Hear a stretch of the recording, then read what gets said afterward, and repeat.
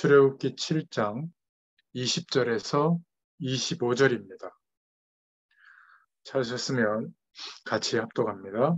모세와 아론이 여호와께서 명령하신 대로 행하여 바로와 그의 신하의 목전에서 지팡이를 들어 나일강을 치니 그 물이 다 피로 변하고 나일강의 고기가 죽고 그 물에서는 악취가 나니 애굽 사람들이 나일강 물을 마시지 못하며 애굽 온 땅에는 피가 있으나 애굽 요술사도 자기들의 요술로 그와 같이 행함으로 바로의 마음이 완악하여 그들의 말을 듣지 아니하니 여호와의 말씀과 같더라.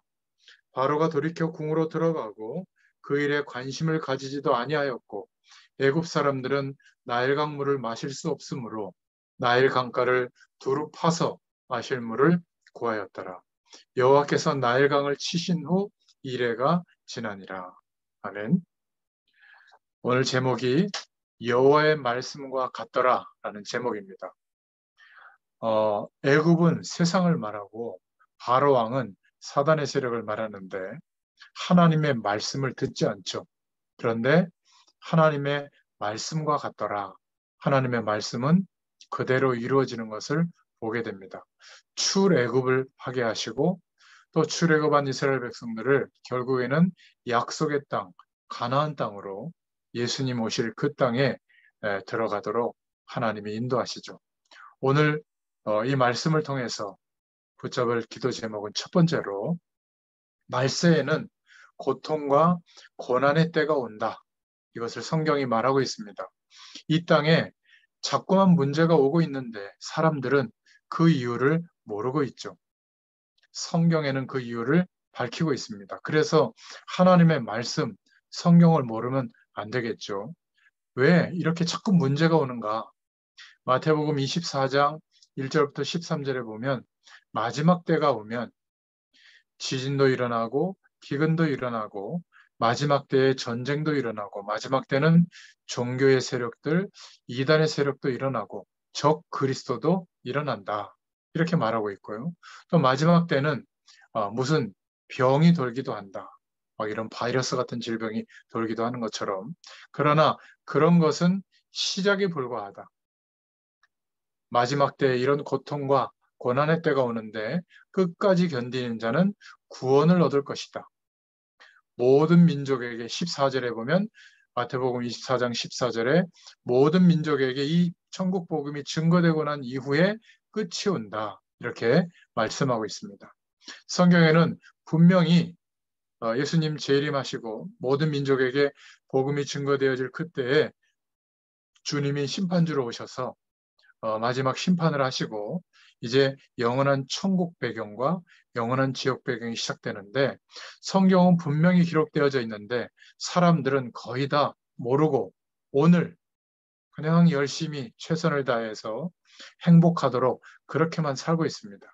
그런데 우리의 의지와는 상관없이 어느 날 막 백화점이 붕괴되기도 하고 막 큰 성수대교 같은 다리가 무너지기도 하고 일본 같은 나라는 엄청난 지진이 막 일어나기도 하고요. 또 이상한 극단적인 막 그런 세력들, 오음 진리고 같은 데서 막 테러가 일어나기도 하고 또 아프리카에는 6개월 동안 비가 오지 않기 때문에 막 기근이 들기도 하고요. 또 얼마 전에 일본에서 며칠 전에 어머니가 통일교회에다가 자꾸 막 이렇게 큰 헌금을 하고 막 그러니까 불만을 품었던 그 아들이 통일교를 지지하는 듯한 그런 반언을 한 전 총리, 그 총리를 막 총으로 저격해가지고 죽게 됐잖아요. 아베 총리, 아베 수상인가요? 그러니까 멀쩡한 사람들이 영적 문제가 덮치니까 마지막 때에 일어나는 말씀대로 어마어마한 재앙과 문제들이 끊임없이 일어나고 있습니다. 디모데후서 3장 1절부터 13절에 보면 마지막 때에는 고난당하는 때가 온다고 했는데 왜 그런가 하면 이유를 밝히고 있죠.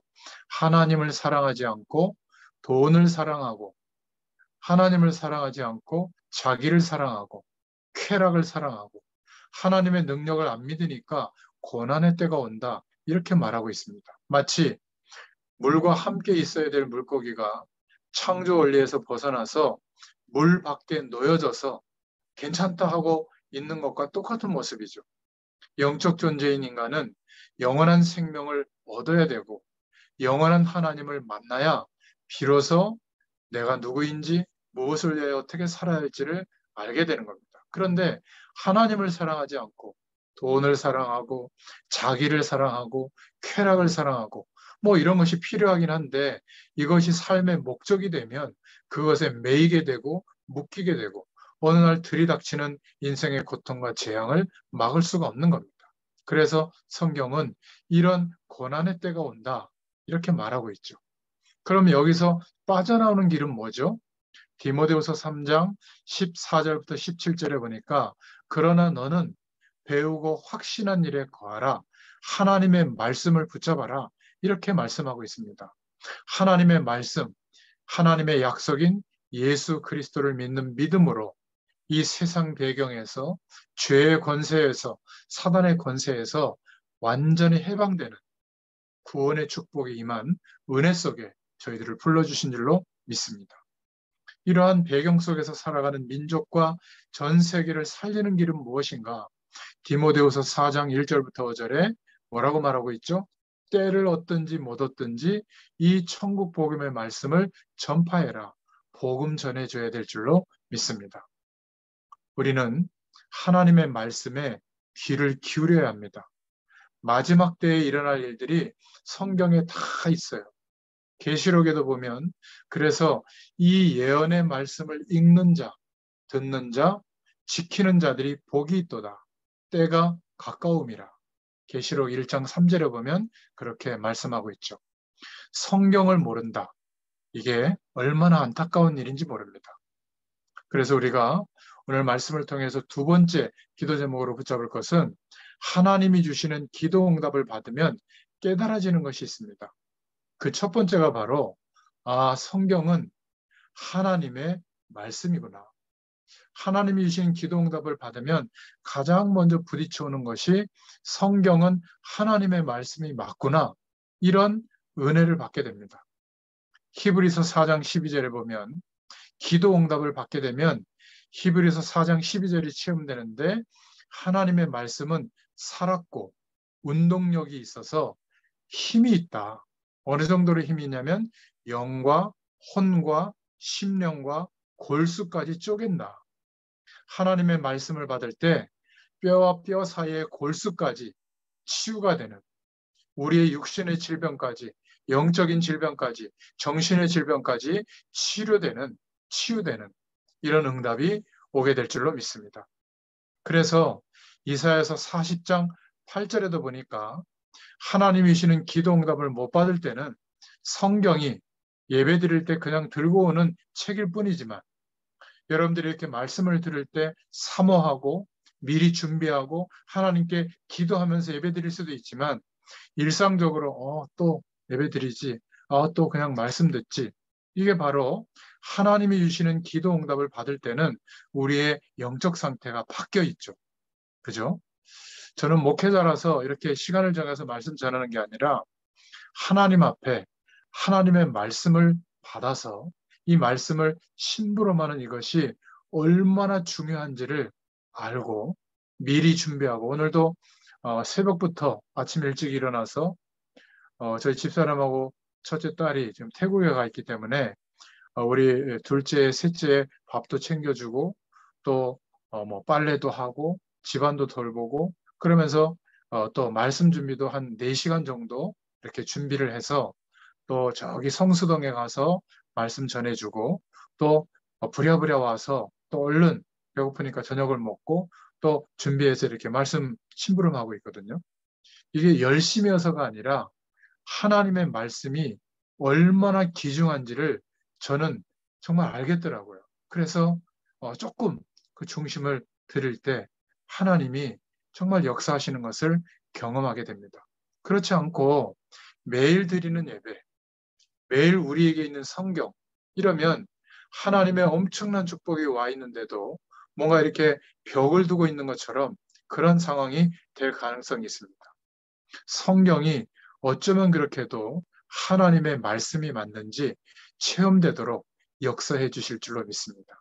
그래서 이렇게 말씀하고 있죠. 이사야서 40장 8절에 모든 것들은 풀과 같고 꽃과 같이 시들지만 나 여호와의 말씀은 영영이 서리라. 그렇게 말해라. 이 말씀을 이스라엘이 멸망 중에 있을 때 이사야 선지자에게 하신 말씀이죠.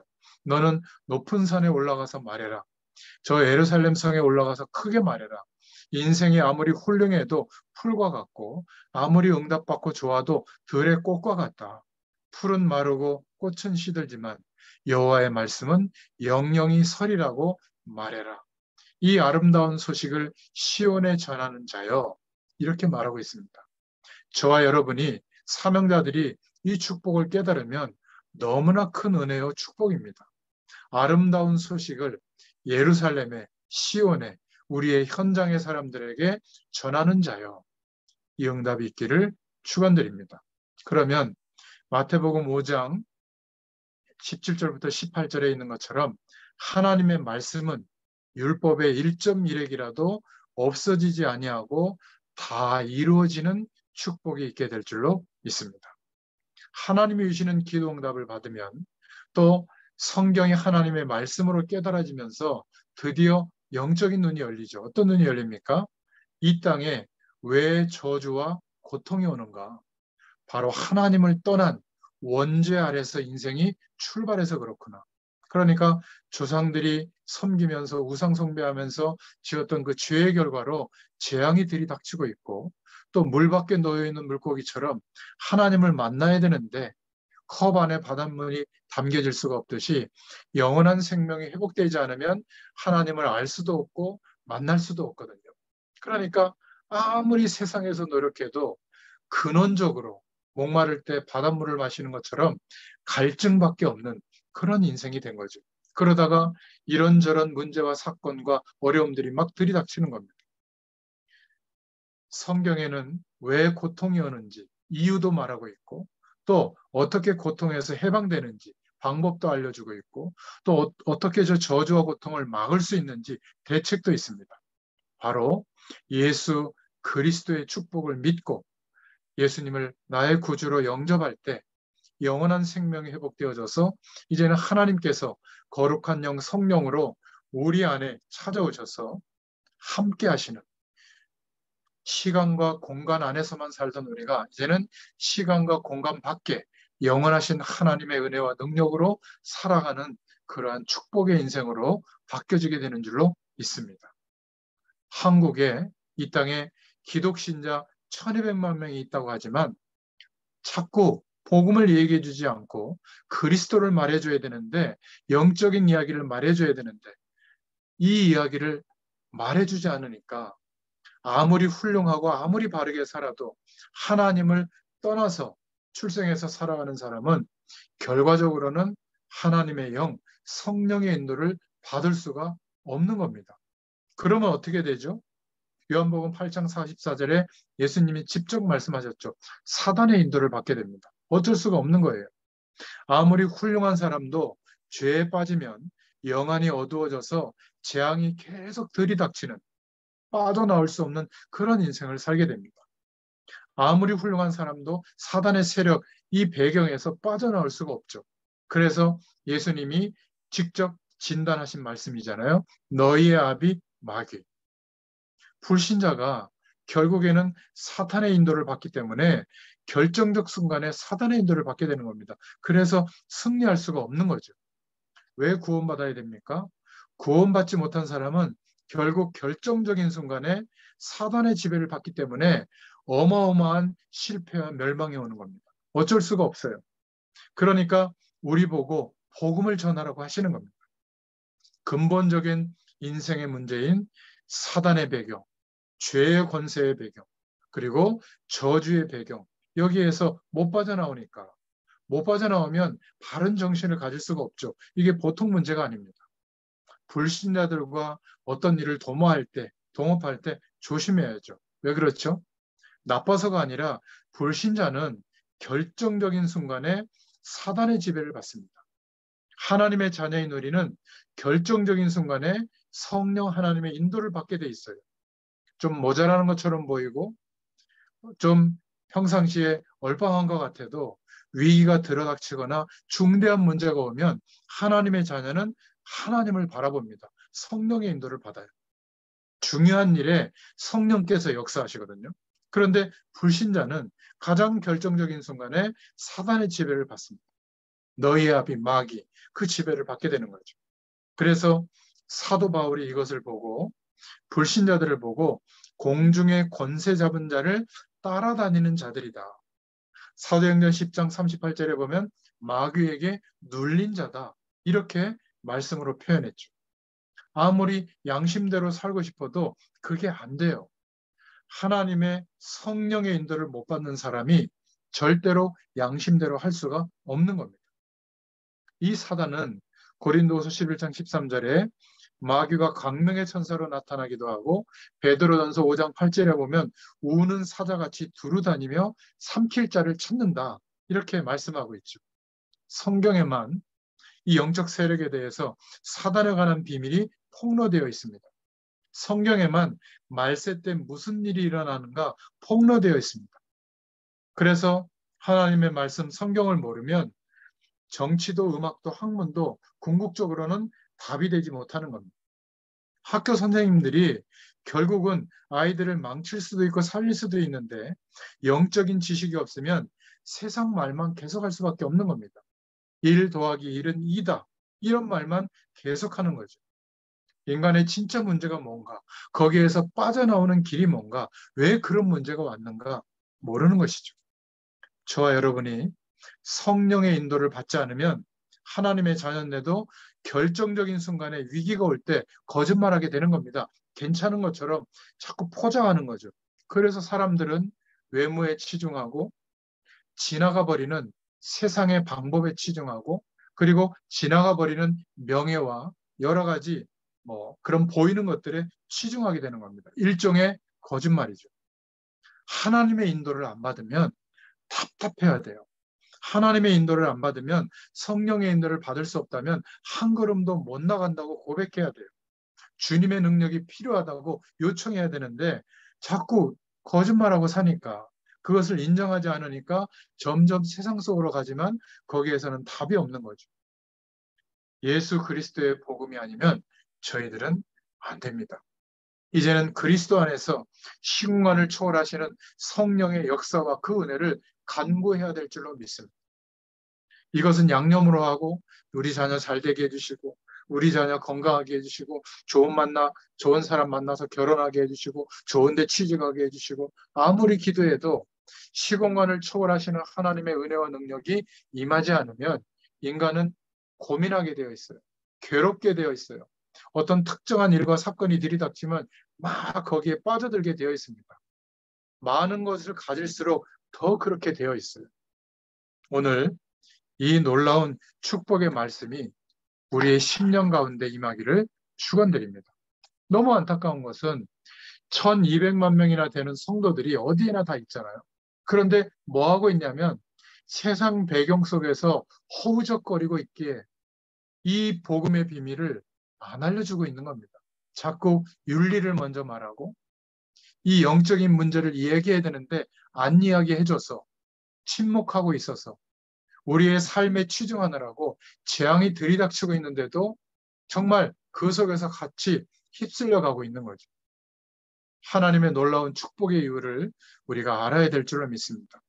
성령의 인도를 받고 안 받고 구원 안 받고 이렇게 살아서는 안 되죠. 반드시 성령의 인도를 받아야 되고 구원의 축복을 누려야 될 줄로 믿습니다. 그런데 오늘 말씀해 보니까 하나님의 말씀을 대언하는데도 바로왕이 이 말씀을 안 듣죠. 출애굽기 7장 14절에 보면 완강하여 하나님의 백성 보내기를 거절하고 있고요. 출애굽기 7장 20절에서 21절에 보면 물이 피가 되는데도 요술사들을 보내고 출애굽기 7장 23절부터 25절에 보니까 바로 왕이 눈 하나 깜짝하지 않는 것을 봅니다.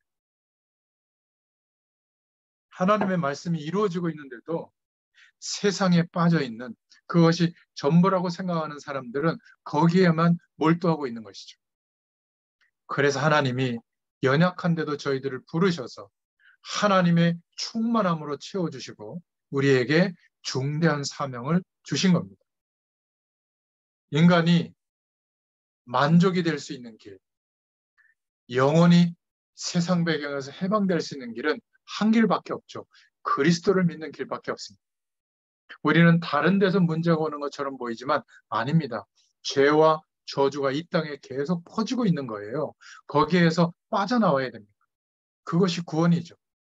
우리는 그리스도의 의를 힘입어서 은혜로 거기에서 빠져나왔습니다.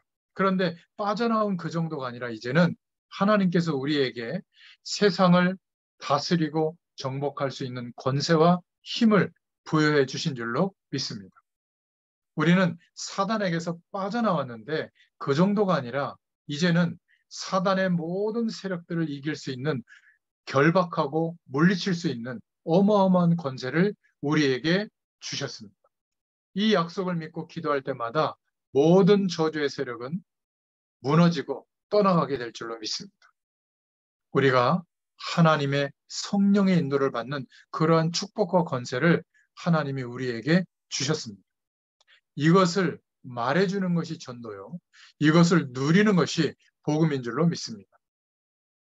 이게 얼마나 중요한지 모릅니다. 두 번째로 기도 응답을 받으면 깨달아지는 것이 이 하나님의 말씀은 성경에만 있는 게 아니라 지금도 우리에게 살아서 역사하고 있구나. 이것을 깨닫게 됩니다. 오늘 이 하나님의 말씀은 살아서 역사하는 말씀임을 깨닫기를 축원드립니다. 살았고 운동력이 있어 영, 혼, 심령, 골수까지 쪼갠다. 육신의 문제까지 뼈와 뼈 사이의 골수까지 치료할 수 있는 하나님의 말씀인 것을 믿으시길 바랍니다. 창세기 1장 1절, 요한복음 1장 1절부터 3절에 보면 하나님이 이 말씀으로 천지를 창조하셨어요. 그래서 우리도 하나님의 말씀을 받을 때 하나님이 능력으로 역사하시는 겁니다. 그런 이유로 우리가 현장에서 이렇게 말씀 운동을 펴야 되는 겁니다. 하나님의 말씀이 살아서 역사하시는 증거를 보여줘야 될 줄로 믿습니다. 성경은 모든 답이 다 있죠.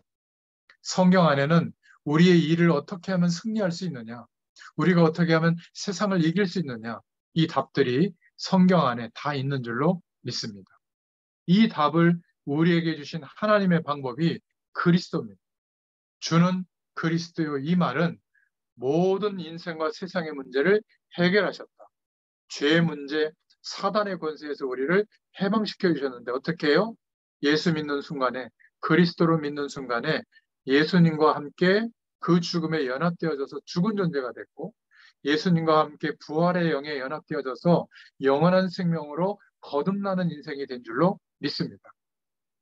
그런데도 불구하고 우리가 육신적으로 원죄는 완전히 해방됐지만 자범죄를 계속 지을 수 있다는 것, 죄의 권세를 이기지 못한다는 것을 아시고 회개할 수 있는 축복의 도구를 줬죠.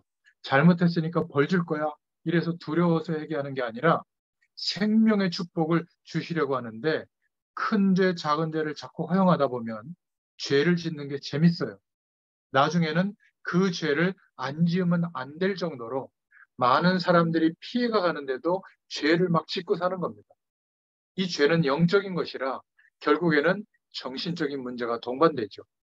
그래서 이렇게 영적 문제가 덮친 사람들이 재앙을 일으키는데 앞장서고 있는 겁니다. 결국 영원히 사단의 노예가 되고 있죠.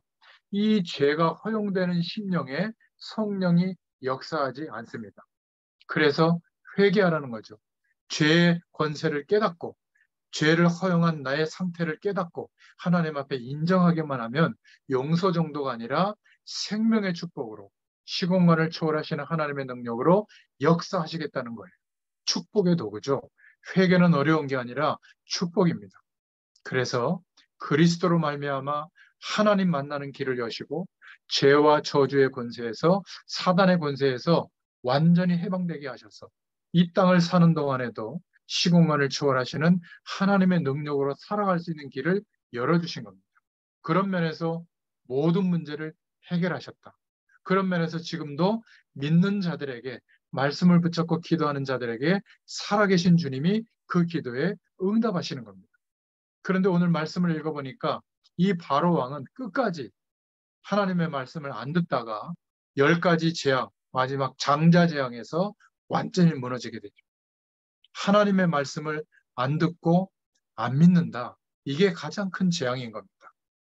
여러분, 하나님의 말씀을 믿으시기를 축원드립니다. 안 믿을 때 이렇게 말씀하고 있죠. 베드로전서 5장 7절에 근신하라 깨어라 너희 대적 마귀가 우는 사자같이 두루다니며 삼킬 자를 찾나니. 세상과 담쌓으라는 얘기가 아닙니다. 세상의 모든 것들은 우리가 해야죠. 그러나 그것은 진리가 아니라는 것을 기억하면 됩니다. 상식의 영역 속에서 그 정도 하면 되지 우리 인생을 거기에 쏟아부으면서 하나님의 말씀을 묵상할 시간이 없다? 그것은 붙들린 거죠. 그때 마귀가 삼킬 자를 찾는 그 배경에 들어가게 되는 겁니다. 우리는 기억해야 됩니다. 누가 뭐래도 지금 성령 하나님은 역사하고 있습니다. 또 누가 뭐라고 해도 지금 사단은 속이고 있고 역사하고 있습니다. 이 사실이 안 보이면 신앙생활을 할 이유가 없는 거죠. 미안하지만 우리가 불신앙할 때 어떻게 되는 줄 아세요? 에베소서 4장 23절부터 26절에 보니까 사단이 역사하게 되어 있는 겁니다. 요한일서 4장 18절부터 19절에 보면 이 하나님의 말씀을 믿을 때 성령이 역사하게 되는 줄로 믿습니다.